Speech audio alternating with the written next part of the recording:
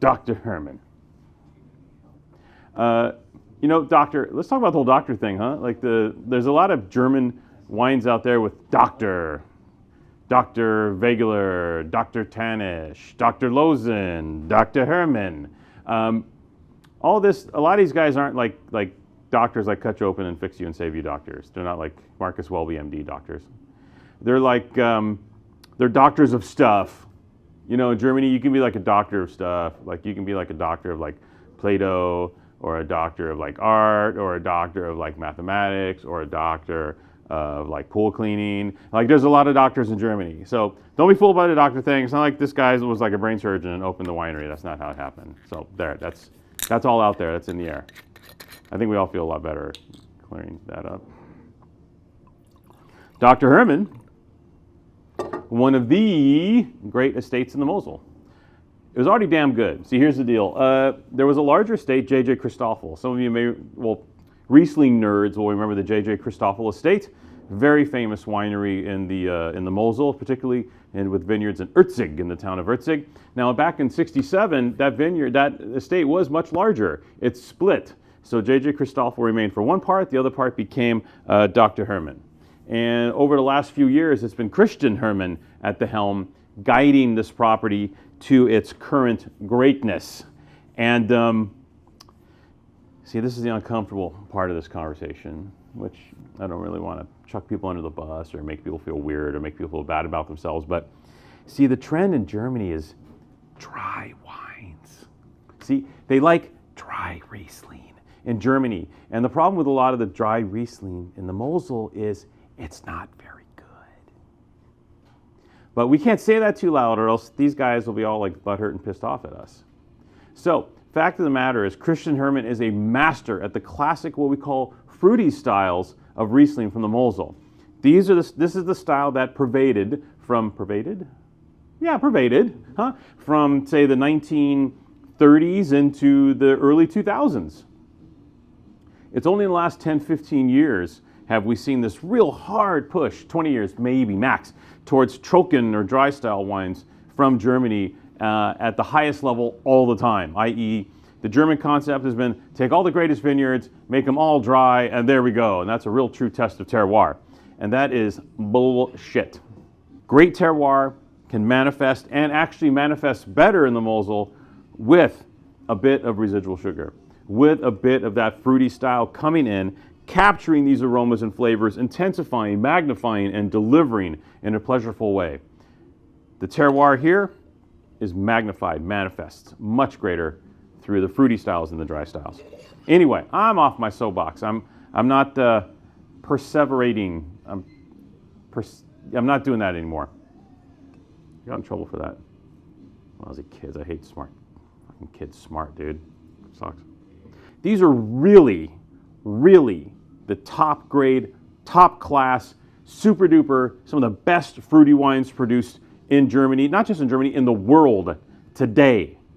These are legitimate, cracking fruity wines of the highest order. And a couple of them are more desserty, like the Auslese wines will be more desserty, but Spätlese and cabinet level wines go with a number of brilliant cuisines. So just as an example, today I busted out the Erdner Treppchen Riesling Spätlese 2023 from Hermann. Just have a look at this wine. This is the entry-level wine, right? 95 points from Advocate. And this is like where things get started. Immediately we jump to 97, 98, 99 points for the bottlings that are on this offer today. And one of the key aspects with Hermann's vineyards is vine age. These are some of the oldest vineyards in the Mosel. So we're talking, most of the wines in this offer today are going to be from 100 plus year old vines, up to 130 years old in many cases for some of these bottlings. Just super special, super unique, super awesome. And well, like today I got this wine in front of me. This is the Treppchen. This is from young vines. So these vineyards are like around 30, 35 years old, which for Christian are very young vineyards. But no denying the power of the Treppchen. That soily, slaty, red fruit.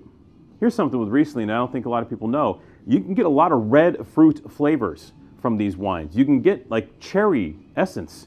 Very common in these wines, very typical. Along with like the guava and the stone fruits and the peach and sometimes green apple. Green apple can really pop in these wines. Then there's the florals. You get these wonderful, almost mandarin, tangerine-y type florals in these wines, which are just so endearing. We haven't started drinking this stuff yet. Do it.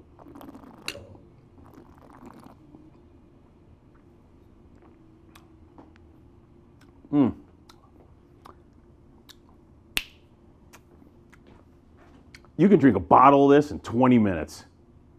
This is so good. The tang, the precision acidity. Here's what a lot of people don't understand. This wine's fruitier in style, but tastes higher acid than the drier styles of Riesling. That thing where as the harvest extends, the grapes will intensify in flavor, but they will also retain acidity with those very cool evenings in the Mosel. So either cool evenings or botrytis can intensify acidity. So there's a number of ways that these grape varieties can maintain and even increase acidity as they are losing water, as they're slowly desiccating on the vine. And it creates this just concentrated, tangy, zippy, juicy, fruity, which is exactly what we drink Riesling for. I don't know if is a tasty note, but to me, this wine is 100% which is different than Chablis, which is more like boah, or at least the old Chablis was. Chablis is not boah anymore, but this is Oh.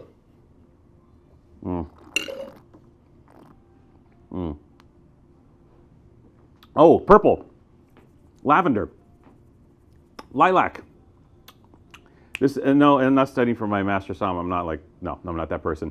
But the point is, these flavors are so obviously prevalent in this wine that you don't have to be a master sommelier to figure this out. The joy in this bottle is there for everyone.